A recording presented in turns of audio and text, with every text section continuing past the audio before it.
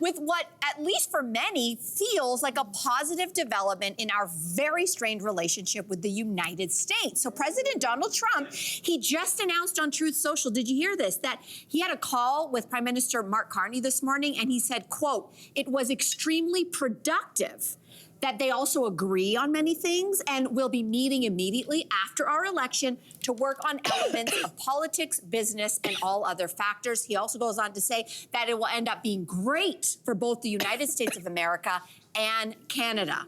So listen, this is the most positive thing we've heard President Trump say about our country in a really long time, and acknowledging that we are our own country. Yeah. That's a start. What do we think of this? Positive. I'm excited, at least for the weekend. Like, he used the Oxford comma, like, twice, which was, like, that's big for him. And I don't think there was one spelling mistake. He only miscapitalized, like, a couple of words. So I'm taking this as, like, a real positive thing, like, until Monday. Monday, he could say he's running for Prime Minister of Canada. Like, I don't know. Do you think he wrote it? Do you think it was written in, like, a lucid moment, or do you think somebody else wrote it for him? I think he wrote it. ChatGPT, baby. Yes. But ChatGPT still leave just a little bit of something to make it sound like it came from me. What do you think, Hassan? Yeah. I think he put it in ChatGPT and then he said, make it sound like Trump. Yeah. And then it add the errors. And then it added a couple of things. Like, yeah, this sounds like me. Kept it polished though, so you got to throw him off a little bit, you know? Yeah, throw it off a little bit. Do you think that this is a positive sign in what has been a really tough time with him? I think it could get better. I hope it does, because I don't like conflict per se, but it's just weird to me just finding out about this through X, you know? Yeah. I need Truth Social, worse. Too much, Truth Social. I like Truth Social maybe, like if I get it from like the uncles in the barbershop or something, you know, WhatsApp groups or something like that, but Twitter, but I kind of like Mark Carney's style, man. Yeah? Mark Carney style, I'm feeling it a little bit, man. He's chill. He's like, Mark Carney is like the guy at a party that isn't doing too much. You know, be like, yo, who is he? Ah, man, if you need a ride from him, he's not weird. It's true. It's true. You know? I like politicians that be doing too much. I like mine nice, boring. Bring the boring politicians back. Canadian style. Yeah. What do you think, Andrea? You know what?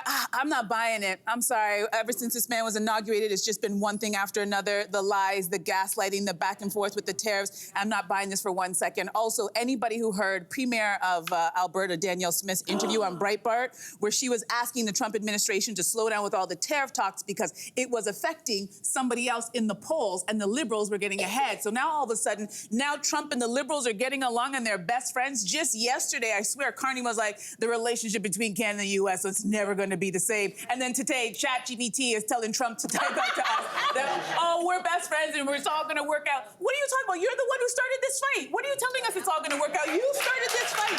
You started with the 51st state nonsense, and now all of a sudden you're changing your tune. Listen, I know. Do you think this is reverse psychology? I think he's accustomed to talking to voters that don't read, don't know, and don't listen, but that's not Canada. We know it. We see what you're doing. So don't pull that. It could be reverse psychology, but it also might just be that he actually is like reading the room. Like that finally it's like he's seeing the fact that Canada yesterday was just being like, we don't care, we're moving along. He couldn't read the room if the letters were this big. I don't know, the fact that he referred to him as Prime Minister for the first time instead of Governor, like something, that is a sign of respect from Trump. So something has shifted here. My only fear is that this will be spun.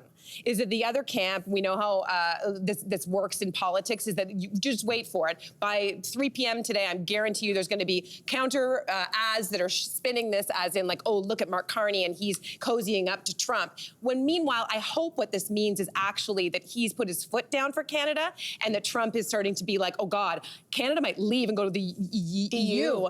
We got to do something right now. I'll tell you, you might be onto something because Prime Minister Carney's office has released the call So they released the transcript of the call and what has been said. And I'll tell you, the only reason why I think you might be onto something is because how could this be spun? We know what politics is. Exactly to your point. Could the conservatives be spinning this and saying this is actually, see, he's too close. Those two are getting too close. He's not going to stand up for Canada.